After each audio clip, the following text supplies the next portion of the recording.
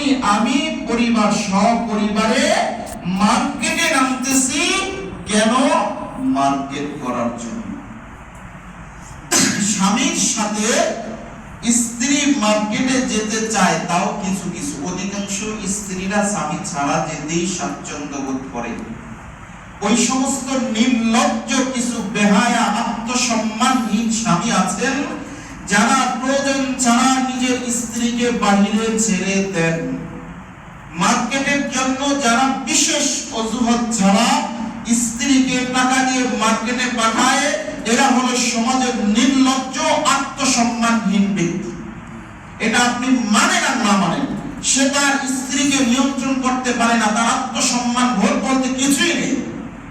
যে টাকা দিয়ে স্ত্রী সন্তানকে মার্কেটে পাঠিয়ে দেয়, নিজে যায় না সাথে, এই সময় ওই যুগে এসে যার স্ত্রীকে দোকানে ইয়াং জেনারেশন দেখলে বলে, ভাবি আসেন, আর রমজান মাস থেকে কিছু শব্দ ইউজ করলাম না। কিছু কিছু শব্দ তারা যারা বিক্রি করে তারা আপোষে নিজেদের ভিতরে ব্যবহার করে, যে শব্দগুলো আসলে শোনার মতো নয়। সেও জানে এই শব্দগুলো সমাজে ইউজ হয়, এরপরেও যে তার স্ত্রী সন্তান, কন্যা সন্তানকে, প্রাপ্তবয়স্ক কন্যা সন্তানকে টাকা দিয়ে মার্কেটে পাঠিয়ে দেয়, তার ন্যূনতম আত্মসম্মান নেই, এটাই নিশ্চিত। মানে না মানে না। বর্তমান সময়ে দেখবেন রাত্রে যারা একটু ভিআইপি পারসন তারা রাত্রে বের হয়। কি বের হয়? রাত্রে বের হয়। মার্কেট তাদের জন্য রাত্রে খোলা। সাধারণ মানুষ ওই টাইমে গেলে বেশি গুরুত্ব পায় না। আপনি দেখবেন ওই সাইডের চেয়ারে বসে আছেন, ওই আপার গুরুত্বটাই আলাদা, যে গুরুত্ব আপনার নাই।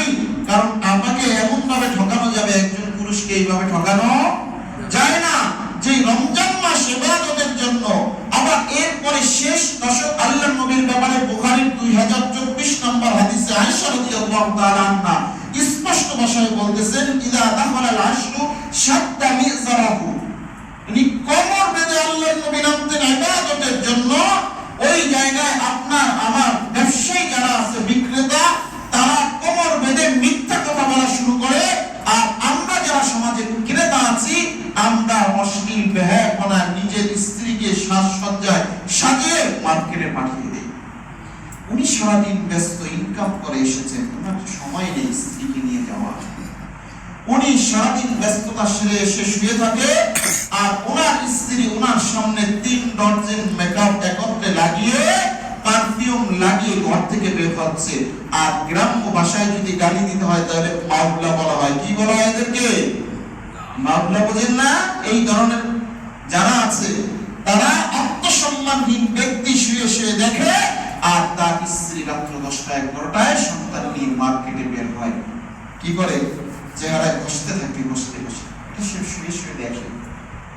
তার ন্যূনতম আত্মসম্মান নেই। এটা যদি কথা কলিজায় লাগে কথা সত্য, না লাগলেও কথা সত্য। আমাদের সমাজে যদি কেউ এমন কোন ব্যক্তি থেকে থাকে, আপনার সামনে আপনার স্ত্রী অন্য পর পুরুষকে প্রদর্শন করার জন্য কয়েক ডজন কয়েক স্তরে মেকআপ লাগিয়ে বের হচ্ছে, আর আপনি চুপে বসে দেখতেছেন, মনে রাখবেন আত্মসম্মানের তলানিতে গিয়ে আপনি ঠেকেছেন। আপনার আত্মসম্মান বলতে কি? আপনি বাহিরে নিজেকে ফিটেস দেখেন, কি লাভ? তাই স্যুট পরে ঘুরলেই কি আপনার আত্মসম্মান বজিয়ে থাকবে? না, বাহিরের সামনে অনেক ফিটফাট দেখানো যায়। এগুলা শুধুই ফরমালি, এগুলা শুধুই ফরমালি। আপনার স্ত্রী, আপনার সন্তান যদি আপনি নিয়ন্ত্রণ করতে না পারেন, আপনি কোন একটা ভালো পোশাক পরতে বললেন পরে না।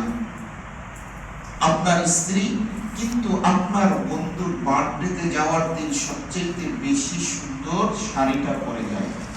এমন লোক আছে কি নাই সমাজে? কথা বলেন না, যে আপনারা কথা বুঝতেছেন না। আপনি যদি বলেন তো ভালো লাগে না, সারাদিন এত চুল আশ্রয় গুছিয়ে থাকা যায় কিনা, বলে কি বলে না? আপনি আপনার স্ত্রীর কাছে 2 টাকার মূল্যও নাই।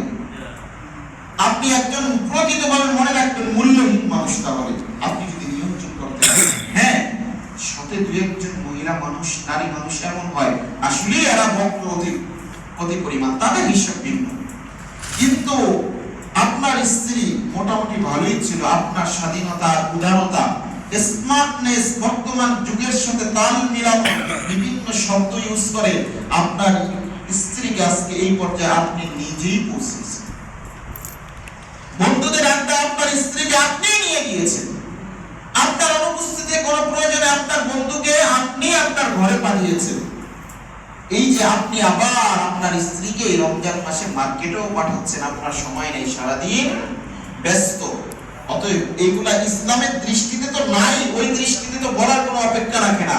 গায়রে মাহরাম, কোনো মাহরাম সাথে না থাকলে কোনো মহিলা লোক তো ঘর থেকে বের হতেই পারবে না। এটা তো ইসলামের দৃষ্টিতে। সামাজিক দৃষ্টিতে, ব্যক্তিগত দৃষ্টিতে আত্মসম্মান বোধ বলতে একটা বিষয় আছে, এটা নেই। এখানে অনেক মানুষ এমন আছেন যাদের স্ত্রীদেরকে জীবনে একবারও মার্কেটে গিয়েছে কিনা, নিয়ে গিয়েছে কিনা বলতে পারবে না।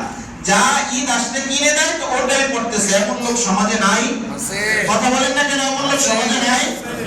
কতদিন মার্কেটে হাতে হাতে নিয়ে ঘুরছে। অনেক মানুষ এখনো জীবিত আছে, যদিও আগামী 10-20 বছর পরে এটা পাওয়া যায় কিনা এটা একটা দুর্লভ বিষয় হয়ে যাবে।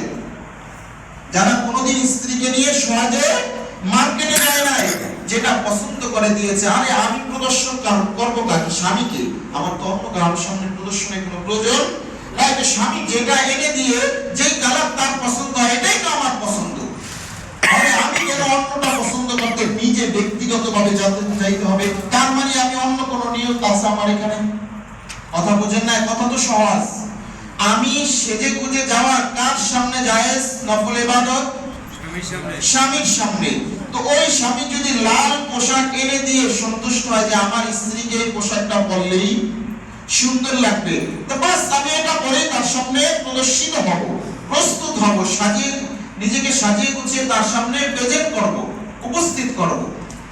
আর যদি নিয়ত থাকে যে না বার্থডে তো যেতে হবে, সেলিব্রেট করতে হবে না, বিভিন্ন নিয়ত থাকলে তখন তার মার্কেটে যেতে হয়, কারণ তাকে তো অন্য কাউকেও দেখাতে হবে। দেখেন না বর্তমান কিন্ডারগার্টেন 7টায় খুলে সন্তানকে নিয়ে উঠে রেডি করবে সন্তানকে। সন্তানের চাইতে বেশি সাজে কে? কথা বলেন না কেন? সন্তানের ভাই। সন্তানের চাইতে বেশি সাজে কে? সন্তানের মা। এটাই তো বর্তমান সমাজ চলতেছে।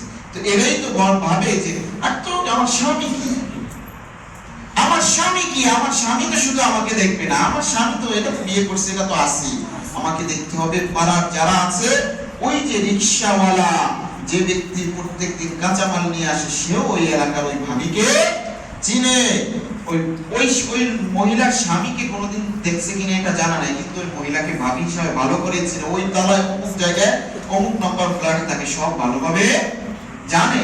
এটা হলো আমাদের বর্তমান সমাজ অবস্থা। তো যাদের এই সমস্ত নিয়ত, তারা কখনো স্বামীর এনে দেওয়া পোশাক পছন্দ হয় না তাদের, কারণ তাদেরকে বিভিন্ন জায়গায় যেতে হবে, তার মনে যেই জায়গায় যাওয়ার ইচ্ছা আছে ওই ধরনের পোশাকই তো তার লাগবে। অতএব যারা এই মাইন্ড নিয়ে চলাফেরা করেন, নিজেদেরকে স্মার্ট মনে করেন, কালচারের সাথে খুব মিলেছে না, আপনি নির্লজ্জ, আপনি আত্মসম্মানহীন, আপনার স্ত্রীকে আপনি নিয়ন্ত্রণ করতে পারেন না, তাকে ওইভাবে বুঝাতে পারেন নাই, বুঝাতে পারেন নাই, তার জীবনটা আপনার অধীনস্থ ওইভাবে সাজাতে পারেন নাই। কারণ আপনার সমাজে আরেকজন পারতেছে, আপনি কেন পারতেছেন না? খালি আপনার বউটাই বক্র হয়ে দুনিয়াতে আসছে, আপনার বউ ফেরেশতা হয়ে দুনিয়াতে আসছে। ওনার বউকে উনি কোনোদিন মার্কেটে নেয় না, যা নিয়ে আসে তাই দেয়। আর আপনি আপনার বউকে আপনার সাথে করেও মার্কেটে নিয়ে যেতে পারেন। তাহলে আপনি কোথায় আছেন?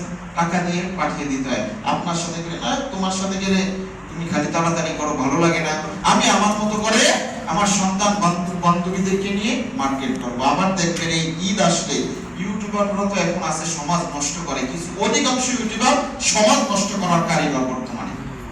কার কত টাকা বাজেট খালি মার্কেটের সামনে ঘুরবে, আর আবার আপনার বাজেট কত দেখবেন। শুধু অধিকাংশ নারীদেরকে জিজ্ঞাসা করে, পুরুষদেরকে জিজ্ঞাসা দেখেন না। বলে আপনারা সোশ্যাল মিডিয়ার সাথে কেউ সম্পর্ক না, সাথে হুজুরি সব থেকে সবাই ফেরেশতা এখানে বসে।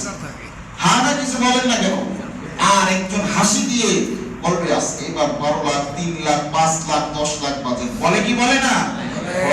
ঘরে যায় দেখেন ভাড়া যে ফ্ল্যাটে থাকে ওই ফ্ল্যাটের নিচে সোলো নাইট, কিন্তু বাইরে এসে জানে আমি মার্কেটে গেলে ওই নারীর আবার খুঁজে কিভাবে কোনোভাবে ভাইরাল হওয়া যায় কিনা, ইউটিউবার দেখা যায় কিনা, কোথাও হ্যান্ডব্যাগ সামনে ধরে কিনা।